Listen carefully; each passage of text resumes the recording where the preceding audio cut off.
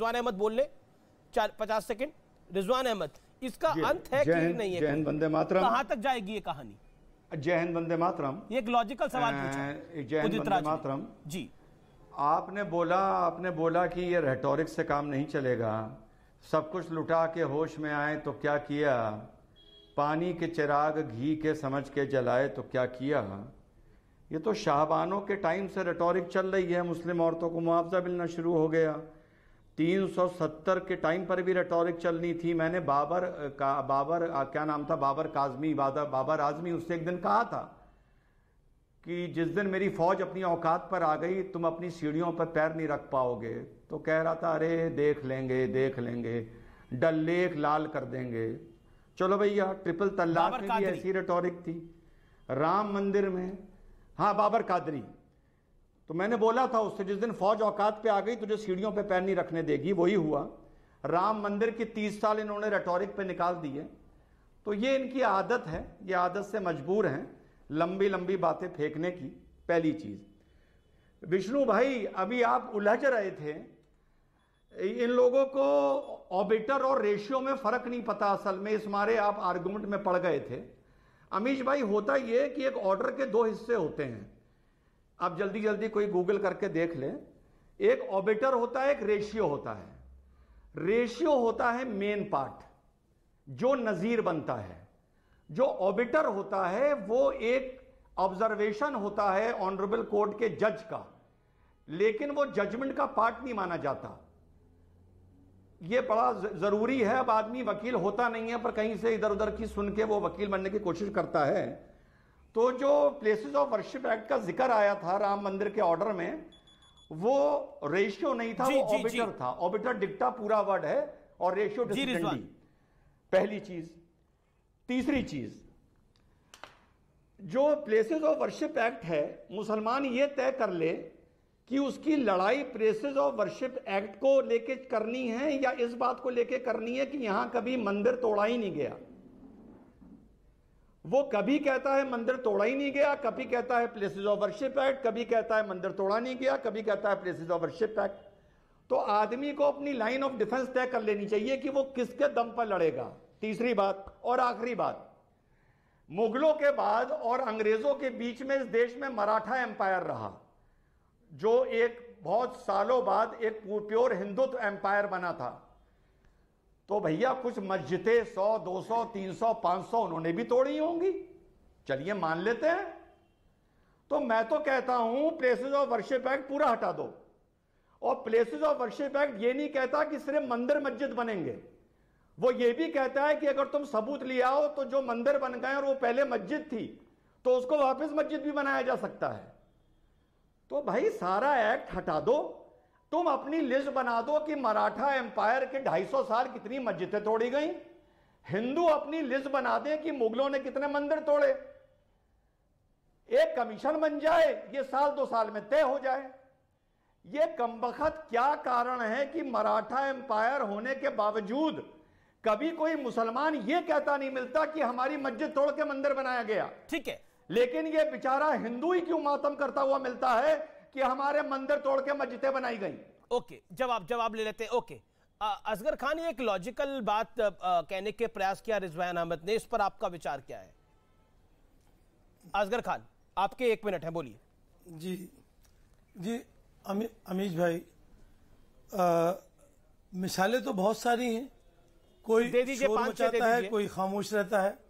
और यहाँ पे मैं आ रहा हूँ अभी पॉइंट पे, अभी बीच में रहेगा तो फिर सब बीच में रह जाएगा। बहुत सारी चीजें अभी डिस्कस हुई इस फैसले को भी लेके, ये कि आपने भी कहा बीच बीच में कि अब ये लगता है कि एक पक्ष की तरफ जा रहा है, मुस्लिम पक्ष पीछे हो रहा है। और मैंने कहा कि अभी तक का विश्लेषण करें तो हिंदू पक्ष के तथ्य मजबूत लग रहे हैं। मैं गलत नहीं कह रहा हूँ जी सर, मैं उस पर बहस नहीं कर रहा हूँ, मैं तो सिर्फ जवाब दे रहा हूँ। जी, कोई बहस नहीं कर रहा हूँ उसमें। मैं आप 5 नाम बताइए जवाब दे रहा हूँ कि जो मराठा एम्पायर में जो मेरी नजर में नहीं है, बहुत सारे हैं, बताइए। हैदराबाद में के हैं और बहुत सारे एग्जाम्पल हैं। मस्जिद भी तोड़ी गई है, वो तालाब वाली मस्जिद कौन सी वाली, कहां पर? और बहुत सारे एग्जाम्पल है। पहले आप मेरी पूरी बात सुन लीजिए। नहीं अभी इसी पे रुकते हैं ना। हैदराबाद आपको मैं क्यों झगड़ा बढ़ाऊंगा? आपको मैं बोलूं तालाब वाली मस्जिद कौन से इलाके की बताइए, 5 ऐसे बता दीजिए जो बातें जो मराठा अंपायर में तोड़े। इसमें क्या है? देखिए आपने बोला मेरे पास बड़े सारे हैं, मैंने तो नहीं बोला, आप ही ने बोला मेरे पास बड़े सारे नाम है, तो मैंने बोला 5 गिना दीजिए। अगर 5 नहीं है तो 4 ही गिना दीजिए। मैं 5 नहीं 25 की लिस्ट दे दूंगा। आप 25 गिनाइए, मैं आपको समय देता हूँ 25 गिनाइए। आप पहले मेरी पूरी 25 गिनाइए, आप 25 गिनाइए, मैं आपको समय देने को तैयार हूँ। 25 गिनाइए तो ऐसे हाँ, तो आप समय दीजिए। एक पूरी बात पहला कौन सा से बात चल रही है वहां से सुनिए। पहला कौन सा जो आपने पहले बात कही, पहले उसका जवाब ले लीजिए जो पहले की। ऐसे नहीं होगा अमीश भाई, अगर हम एक तरफा बात करेंगे तो बात नहीं हो पाएगी। आपने बोला कि मेरे पास 25 नाम है, मैं तो आपकी तरफ की बात करूंगा तो आप 25 गिना दीजिए। मैं गिनने को तैयार हूं, 1 2 3 4 5, मैं तैयार हूं 25 नाम गिनने के लिए। आप शुरू करिए ना, मैं जहां से शुरू कर रहा हूं आप वहां से शुरू। आपने जहां से शुरू करा मैं तो वहीं को पकड़ रहा हूं। आपने बोला मेरे पास कई सारे नाम है, तो मैंने बोला कई सारे नाम गिनाइए। अभी मैं स्वामी अंकर को बोलूंगा, आप अपने गिना दीजिए, तो फिर आप बोले। आप बीच में आप कहेंगे तो मेरी बात पूरी नहीं होगी। अच्छा बोलिए। मैं जरा सारी आपसे, मुझे एक 10 सेकंड तो दे दिए। जी कि भाई आपने एक तो बात वहां से शुरू करी कि इससे हमें ये झटका, ये एहसास होता है। मैं कोई उस पर इतराज नहीं कर रहा हूँ अमीश भाई, इतराज नहीं कर रहा हूँ। मैं सिर्फ इतना कहना चाहता हूँ कि हमें कानून के नुक्ते नजर से अगर हम देख रहे हैं तो जो आपकी अपनी कैलकुलेशन है, बाकी लोगों की अपनी कैलकुलेशन है। अभी हमारे और साथी भी बोल रहे थे, ये कोई फाइनल कोर्ट नहीं है, ये कोई फाइनल फैसला नहीं है। बिल्कुल सही बात है। ये एक लंबी सीरीज थी, इससे पहले भी राम मंदिर के वक्त में भी आपने देखा। जी लगे। अभी भी भाई इस कोर्ट ने ये फैसला दिया है, इसके बाद इसको चैलेंज किया जा सकता है। इससे बड़ी कोर्ट में, हाई कोर्ट में, सुप्रीम कोर्ट में। तो आज अगर किसी फैसले को ये बता देना कि साहब ये हमें एक तरफ जाती हुई बात दिखाई दे रही है, यहाँ जो हम बहस कर रहे हैं वो इन चीजों पे नहीं ना। हम कोर्ट के किसी फैसले पे एतराज कर रहे हैं। कोर्ट के नहीं, मैं सिर्फ एक बात कह रहा हूँ। ओके, रिजवान अहमद कुछ ऐड करना चाहते हैं। Rizwan Ahmad 30 second, then Udit Raj. Court के फैसलों को 30 सेकंड हम एहतराम करते हैं। अमीश भाई फैसलों का हम एहतराम करते हैं। अमीश भाई जी, अमीश भाई, अरे इनको चुप करा दीजिए। अमीश भाई चुप हो गए वो अपनी मुझे अक्सर इस पूरे ज्ञानवापी के डिबेट में आप चुप होने के बाद भी कहते हैं चुप करा दी। मुसलमानों को, अरे भाई वो आप मेरा नाम लेने के बाद बोलते रहते हैं ना यार, इस मारे कहता हूं चुप करा दीजिए। अरे आप चुप हो जाओ, जब भी कहते हैं भाई चुप हो जाओ। चुप होने के बाद भी कहते हैं वो चुप बैठे। उनको ऑडियो देखिए, वो लखनऊ से जुड़े हुए हैं, ये ऑडियो लैक होता है, 10 सेकंड बाद जाता है। आप चुप हो गए थे, उनको बाद में जानकारी मिली। इसमें कोई ऐसी बात नहीं है, इसमें गुस्सा होने वाली कोई बात ही नहीं है। ओके, रिजवान अहमद बोलिए आप।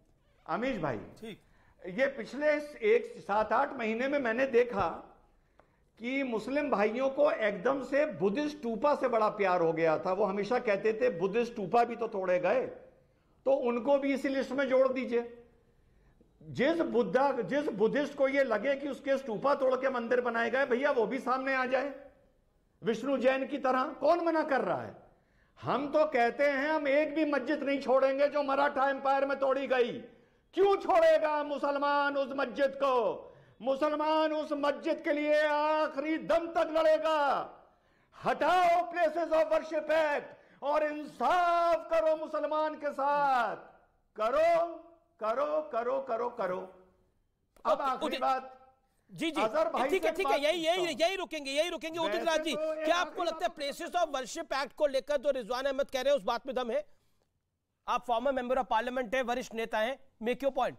ये तो दो तरफा है। देखिए, मैं अमेश जी इस तरह से कोई इसका अंत नहीं है जी। और दूसरी बात है कि जो बात बीत गई है, बुद्धिस्ट लोग क्यों जाएंगे, क्या जरूरत है? अपना विकास देखें, अपना शिक्षा देखें, अपना एजुकेशन देखें। पागल है जाएंगे?